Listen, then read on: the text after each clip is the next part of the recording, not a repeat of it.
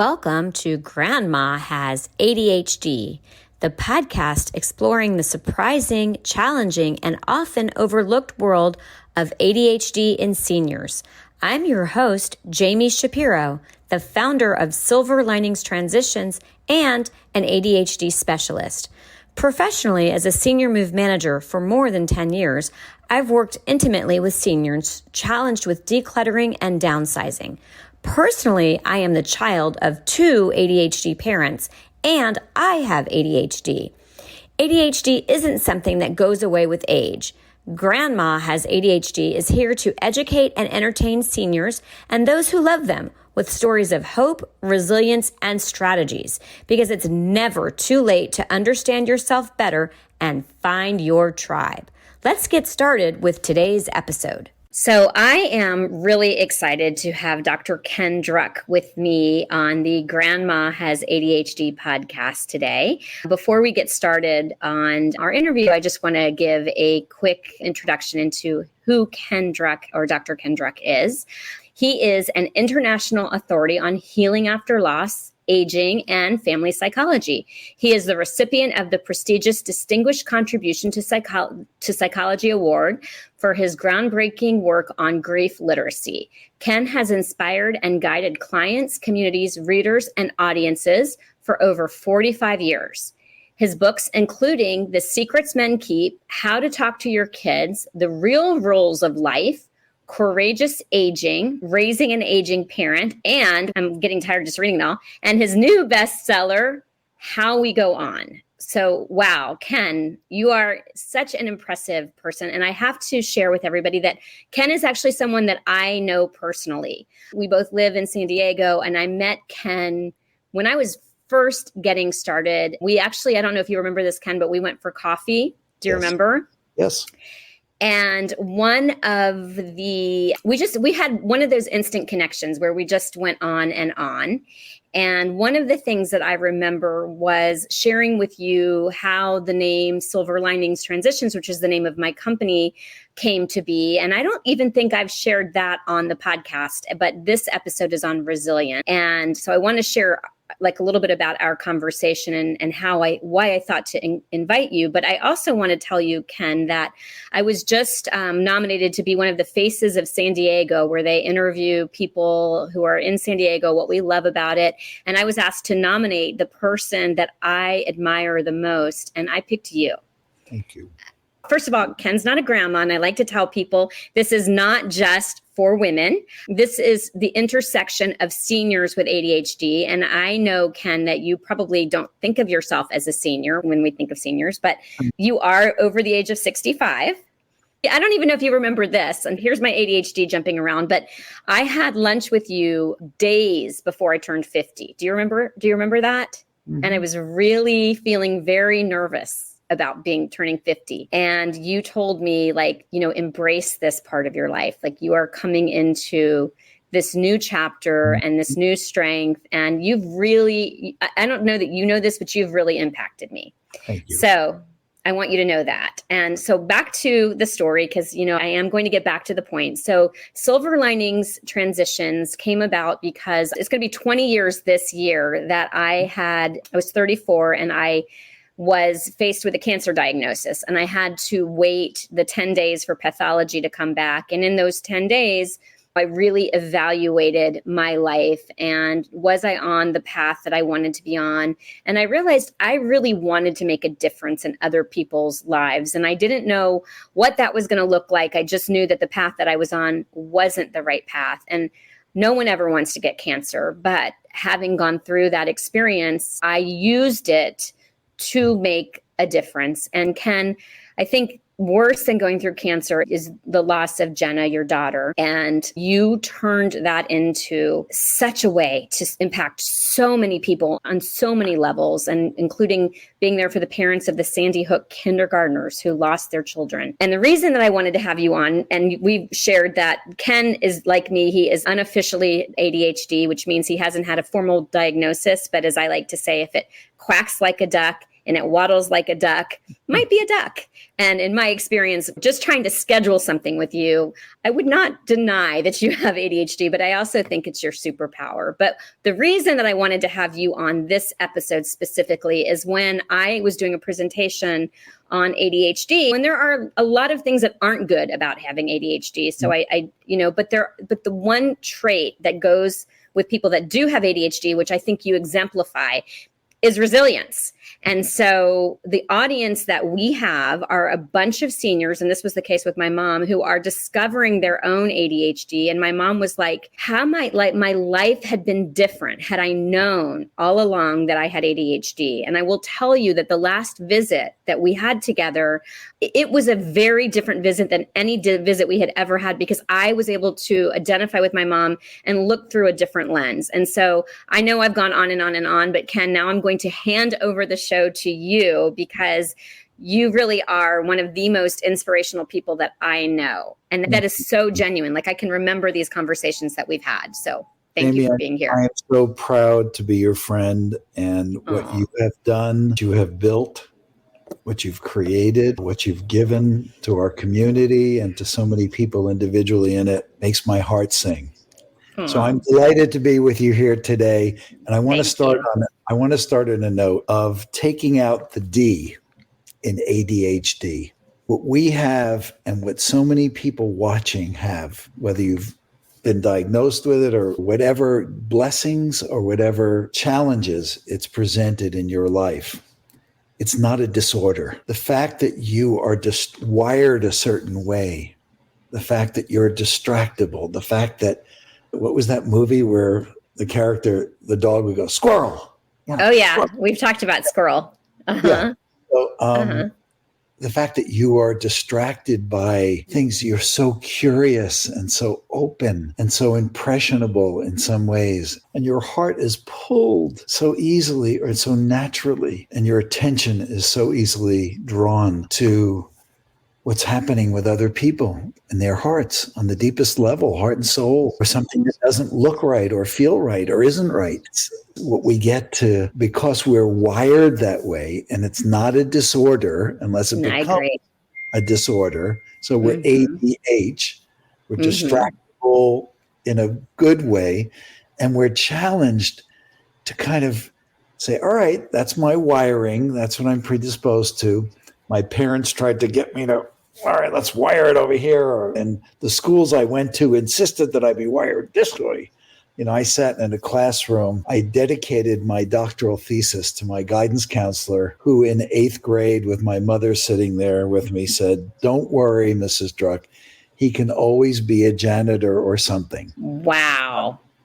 So we have lived in a world that doesn't really understand, that interpreted everything as a disorder. It wasn't learning differences that we were diagnosed with. It was when we understood so much less about neuropsychology and neuropsychiatry. It was a learning disability. So the challenge that we all face, whether we're raising kids who are distractible and whose attention is divided, and it may be very severely or it may be mildly or whatever, is to help us understand how to use these sensitivities, this distractibility, these tendencies that we're wired, the way we're wired neurologically, our nervous system, our brain, our endocrine system, whatever, our emotional system, what we're drawn to, but how to kind of regulate, re-regulate, and not be pulled by every distraction or diversion or impulse, is to how to get organized inside and to understand ourselves well.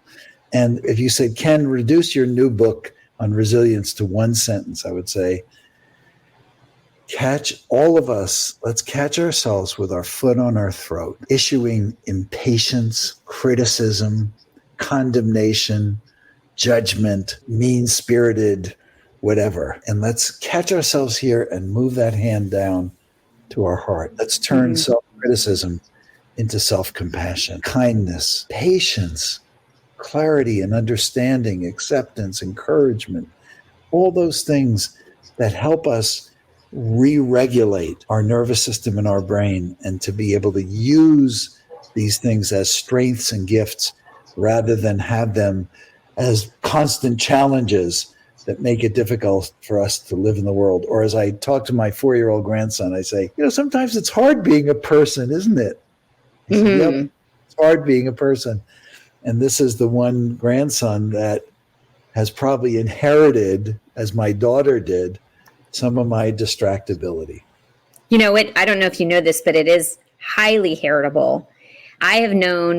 I discovered my own ADHD, and when my oldest child, Will, was diagnosed as a junior in high school, looked at the psychiatrist and I said, I'm answering more yeses for me than for them. Do I have it? And he looks at me and goes, oh, yeah.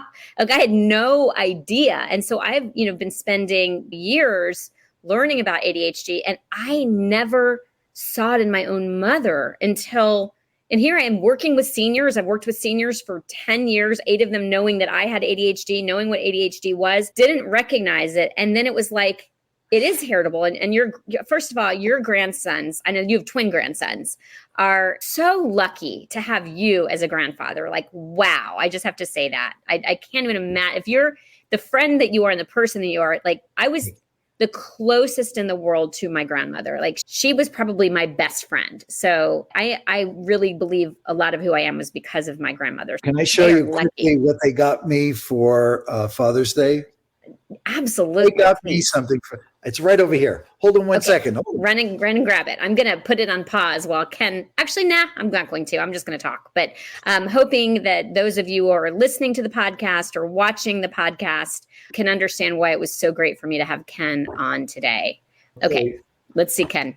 So my grandsons show up. They're 4 years old.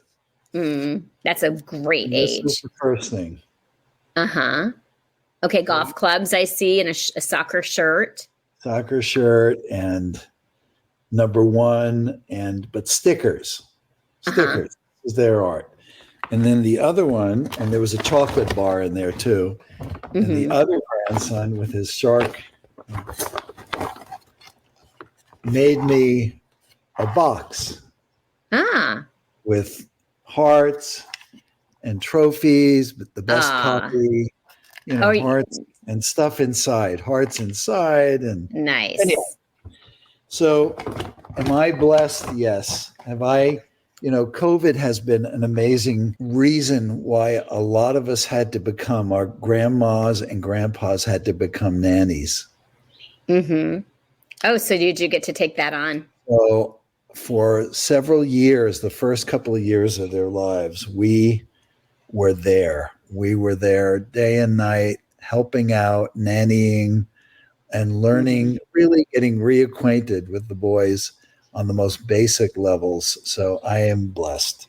And I get to see them all the time. My daughter was very tempted she found a beautiful house far away, but said, you know what? When it all comes down to it, it's important to stay within proximity of family. And that's great, because we're not doing that anymore. And, I'm guilty of that. I moved from Florida to California and brought my children with me. And I know that that's made my mom really sad. So, but that's a tangent that I don't. I moved from New York to California, and a lot of people have. Yeah. So I want to bring us back to the ADHD conversation. But I want to talk about two different things. One is, ADHD and how it's shown up in your life, and some of the hacks and things, the tricks that you had to know. And what age were you when you suspected that you had ADHD? Because a lot of us, especially those of us who are adults, we got through life not knowing that there was a name for why we were the way that we were.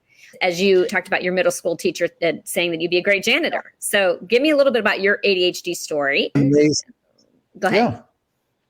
It's so amazing that the way life began, the way we learned how to be people, and the way our first challenges in the world as kids have a lot to do with our ADHD, our distractibility, our attention deficit, or attention manner.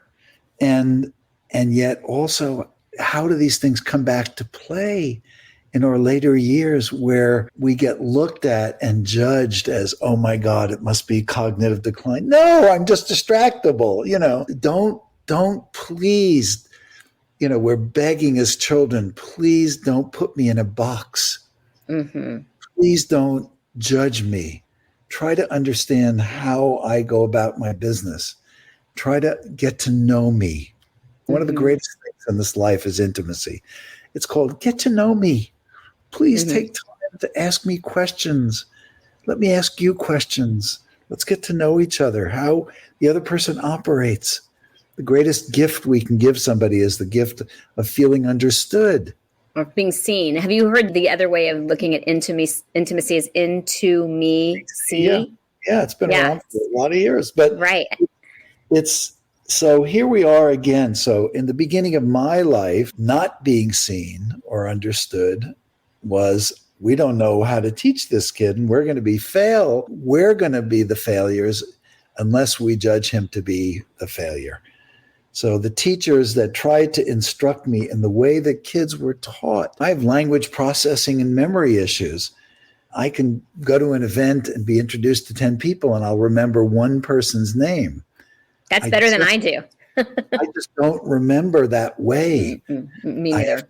I've had to retrain my brain how to remember names and situations and so on, and especially as I get older. So please, as kids I was one of the smartest kids in the class and who was getting all Fs and had to go to summer school every year. Yeah. But I didn't realize I was the smartest kid. My self-judgment became, well, my God, I'm not keeping up with all these other kids. They're the smart kids and I'm the stupid kid. I'm the kid who falls through the cracks and who can't, is failing to be able to understand in this rote memory way of learning. Mm-hmm. Why do so many people who get diagnosed that way with learning differences and ADHD and whatnot, because people were trying to understand and make sense of why we weren't learning and why we couldn't keep up and why we're getting D's and F's on classes. That slowly over time, we understand why. And we've learned to teach in different ways and help kids as they learn how they learn. And as they learn, they're smart. And why did it take me going to college to learn how smart I was? Small college with small classes. Well, I don't think it had anything to do with the size. Do you want me to tell you what I've learned in the work that I've done? Please. And why ADHD comes out a lot of times when we are in college, and why people who didn't do well in high school then suddenly do well in college. And that is because we don't actually have a deficit of attention. As I love what Dr. Ned Hallowell says. He said, we have abundance of attention when we are interested. So he actually wants to rename ADHD and call it VAST, which is variable attention stimulus trait. Because how many books have you written? Because you are interested in it. And so all else falls away, right? But if I ask you to do something, I can tell just from your personality, technologically based, or emails, or something that's very redundant and boring, you can't do it. Am I right? I've retrained myself to do a lot of things that that are counterintuitive and difficult to do. I've retrained myself to do them, but there are a lot of things that I now am at a point in my life where I'm delighted to have somebody else do it, because I don't do that. Right. Okay. So I want to take a pause. And when we come back, I'm going to ask you how you've retrained yourself. And we're still going to answer the question, I have discovered that I have ADHD, or I suspect that I have ADHD, and now what? So we're going to pause and we're going to come back with Dr. Ken Druck.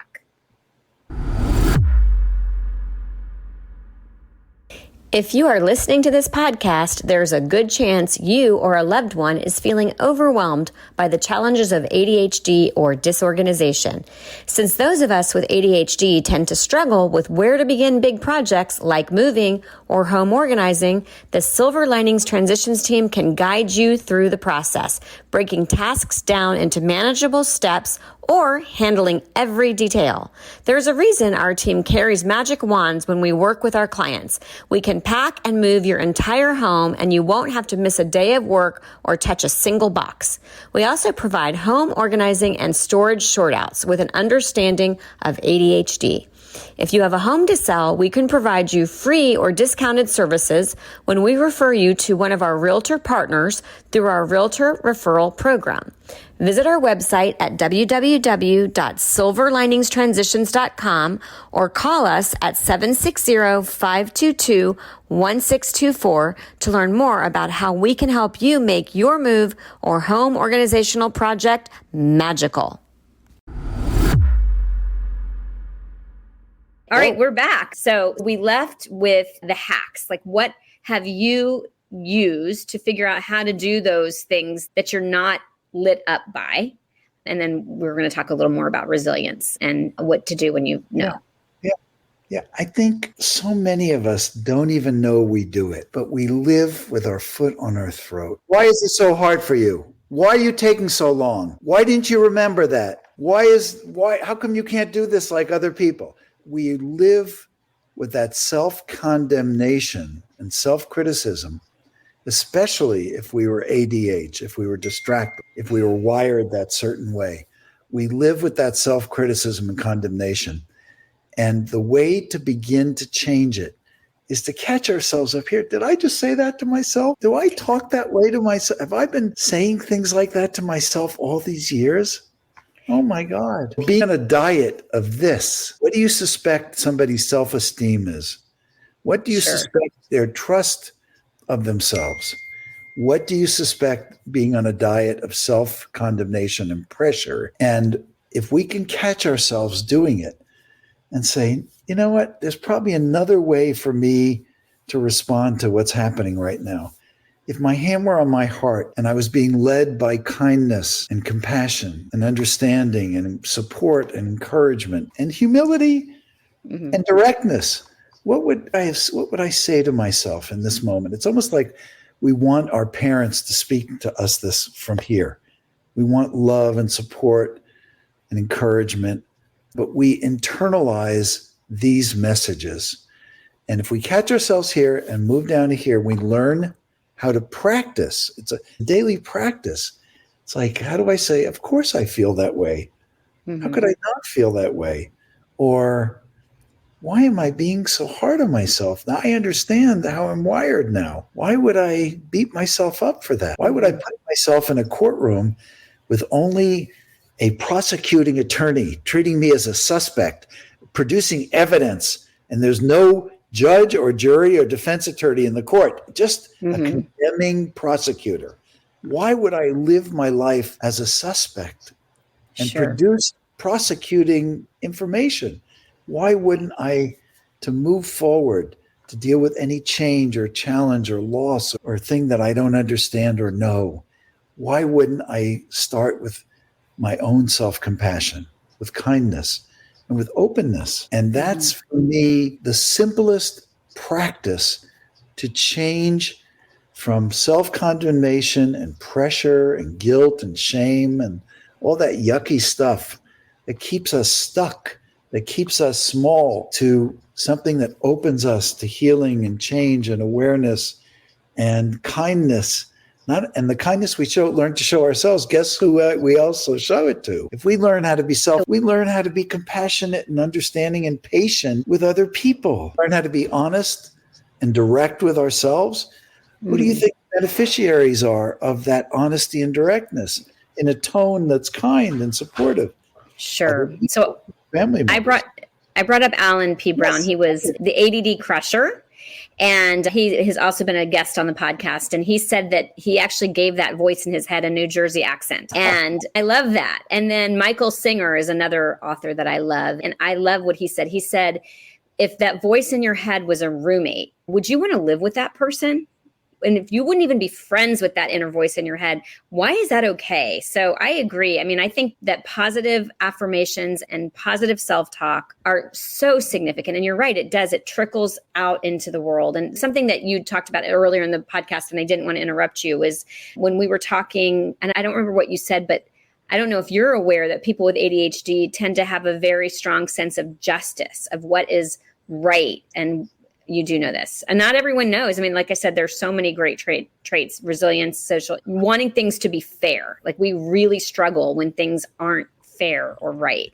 Okay, so that your That's hack. why I devoted the rest of my life this year to educating people about this coming election. Is that why? Or am I just Maybe. self-righteous?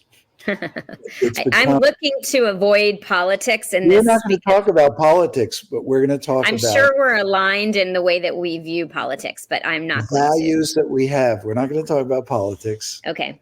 We're going to talk about living the values. If we have a high sense of justice and what's right, do we become indifferent to using our voice, or do we show up in the world in a way that's respectful of other people if they have different opinions, but that passionately share our voice, our sense of what social justice is, of what honesty is, of what honest sharing is compared to misinformation and other things. But anyhow, so Do you want to go on a tangent with that? So I want to discuss politics, but maybe generationally, because what I've noticed is my generation, your generation, we can have discourse and we can not agree and continue to engage and continue to, love each other or respect each other, but maybe agree that we're going to disagree. And what I'm finding with my children is if you don't share my opinion, then you're out.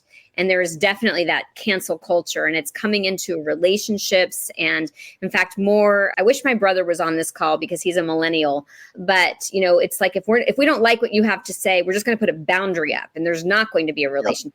Yeah, there's a judgment. We put you in a box. Mm-hmm. A couple of years ago, I started writing a book, Unlikely Friendships, about people who disagree completely. One of their close friends maintained the friendship. They haven't thrown each other in the garbage. They haven't put each other in a box. They've tried to understand why the world looks that way to each other, that we can be so politically and personally opposed in the way we see the world, and yet also come to terms and agreement. And one of my last books, I was asked to be, I've done CNN, I've done all the national shows and all the local shows all over the country, and I was asked to be on a show. And I thought, oh my God, this person started one of the main organizations of a political group that I am completely opposed to. I am going to be roadkill. I'm being set up. These guys are going to use my book and just start to. And the first conversation we started, he said, I don't know what I would, if I'd be able to bear the pain of having lost a daughter like you. And we started talking about our kids and what we both wanted for the kids. And it was our kids, and it was the same thing. Our love of our children was the same thing. Yeah. And we found common ground. That's the key. We found common ground on which we could have those conversations. If you don't find common ground with somebody, if you're not willing to look for it, you will be unapproachable. You will not be able to listen to each other. The other person will become the enemy and the opposition. And it's when we find that common ground and then can have an intelligent conversation about how we both believe the best can be achieved in the way that we see it, then we learn from each other and we live with those differences. And one side wins an election and one side doesn't. But at least we've attained a level of civility. We're not disassembling our democracy. We're not disassembling our family. We're not disassembling our community or our schools or all the institutions that we depend on to keep our democracy healthy and vibrant. So you did use a key word there. I don't know if you caught it, but you said willingness. And that is something that I find is missing a lot these days. So bringing it back, which is, always, like I said, our conversations, we, go. So I would say if I had to look up the word resilience in a dictionary, exemplify resilience for sure. And as I shared at the beginning of the podcast, for some seniors who are recognizing the ADHDs and the what ifs, this is going to be like, whoa, and a sadness. And some are like, it all makes sense. So taking your book, which is such a perfect tie into this topic, How We Go On, and resilience. So you shared with the foot in the throat and how we have to move those feelings down and push them to our heart. What would be the other advice that you would give to somebody who is discovering this? And I would love a little more even conversation that what you had with your grandson about what would your advice be for him as he navigates the world with knowing what you now know? Great questions. First thing I'd say is we have not understood important words like courage in our society. Courage for a lot of men means power over, exerting power over other people and doing crazy things and that show you to be strong. Resilience similarly is misunderstood. People ask me how I'm doing 28 years after my daughter was killed. And I tell them, I walk with a limp in my heart. I tell the truth about the part of me that still feels sorrow on Father's Day, which just passed, that cried at my daughter's gravesite. I tell the truth about the pain that I still have, or the things I still don't understand. Some people think that resilience is, I'm over it. I'm fine. I got over it. I conquered it. There's a part of me that has risen from the ashes, from really my life as I knew it ending when my daughter died. My life as I knew it was over. The future plans had been obliterated. And I think about all the people who might be listening, who, if their hand is on their heart and they're being honest with themselves, say, you know what? I have some wounds. I have some sorrows. I have some regrets. I have remorse. I have things that weigh heavily on my heart every day. Do I get to join the resilience club? Am I not resilient? Should I beat myself up and I'm a failure? I'm just riddled with, no, you're human. Resilience is telling the truth about the part of us that still hasn't figured all of life out. The part of us that sometimes judges ourselves to be that we didn't do everything we should have done or could have done. The part of us that's really hard on us at times, or that's too susceptible to guilt when other people try to control us by saying guilty things. We're a work in progress, every one of us, but don't leave out all the times you have summoned, called forth, newfound courage to meet the day, to meet the moment, the challenge, the loss, the change, the transition that you've been through. Give yourself a pat on your back, a pat of resilience. You are resilient, even though, like me, you may be a work in progress and there are parts of you that don't bounce. Everybody says, bounce back, be resilient. I don't bounce. I'm human. I still feel sorrow. I still sometimes get too sensitive. I'm overly sensitive. I'm human. I'm a work in progress. And I can decide what is it that I can do better at. If I'm going to become the better version of me, what goal would I set for this year? Could I learn how to be more patient with myself and other people? Could I learn how to be more humble and apologize to some people that I probably owe an apology to? Could I apologize to myself? Maybe that's what I need to work on. Could I be a better receiver of the love and generosity and more grateful, allow myself more gratitude? And I think it's those introspective moments that we spend, or moments in conversation with trusted confidants like Jami, you and I over coffee or lunch. We're just wide open. We can talk about the truth of how we are. We all need to find at least one trusted confidant, the truth about what's weighing most heavily on our heart, what's making our heart sing, what we're trying to let go of a little bit more. All these good things that make us more aware, alive, and human. You know, I didn't want to go here, but I have to. It's like one of those things that's on the tip of my tongue. There's a Rumi poet, a Sikh poet, and he talks about the guest house. I don't know if you've heard it before, but he talks about welcoming all of the things that happen in your life and all of the emotions, and you greet them all into your home. Like, you're going to have joy and you're going to have sorrow. And I learned that we all want to sort of skip over the hard parts. Like, let's just avoid it. Let's just skip. And we really can't. Like, let's be resilient. Let's get over it. Let's get closure. Yeah. And the only way around it is through it. And I love hearing you say that your heart walks with a limp. That's such a visual. And I've never heard you say that before. And so that's amazing. So I want to end this interview on a super happy note, not that, because we get to experience all of life. And I can't imagine how wonderful it is to be a grandparent. So you have you suspect you have an ADHD grandson. What would your advice, because, we look up to our grandparents as our role models, and what would your advice be to your grandson who's going to navigate? He and I have these great talks, and we go out, and first of all, I create an environment that is not crowded or confined. And sometimes the nutty part of me comes out. I do the craziest, silliest things, and he relates to all of them. They both relate. What's a silly thing that you... Well, one of the things I say, and I'll tell you the silly thing, but one of the things I say is, sometimes it's really hard being a person, isn't it? I say to both of them, I said, it's just hard because you have to figure all this stuff out, and you got to like yourself, or you got to figure out things that maybe are very confusing. And then you're being told you have to do this and you can't do that. When you have parents who have their own ideas, sometimes it's just hard being a person. And sometimes really sad things happen. Like he asked me a couple of months ago, one of the boys asked me, he said, "Poppy, are you old?" What'd you say? And I said, "Well, what do you think?" It's always best when kids ask a question to see what they think. And he says, I'm asking you because are you going to die soon? Are you going to go to heaven soon? I just wanted to know, should I be close to you, or because their cat had died and they say that their cat Odie went to heaven.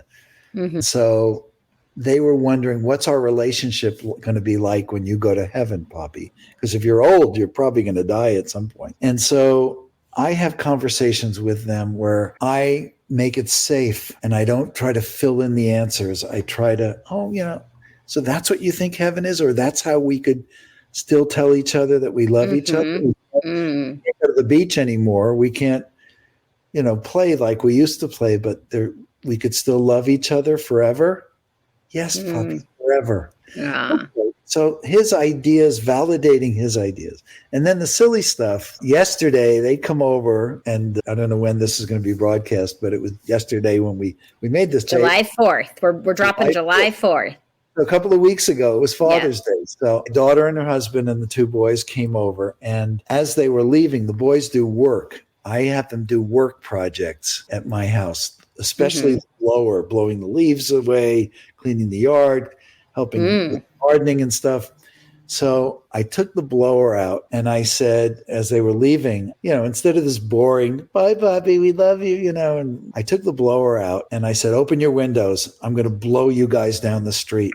And I took the blower and I blew it into the car, into the windows. They screamed.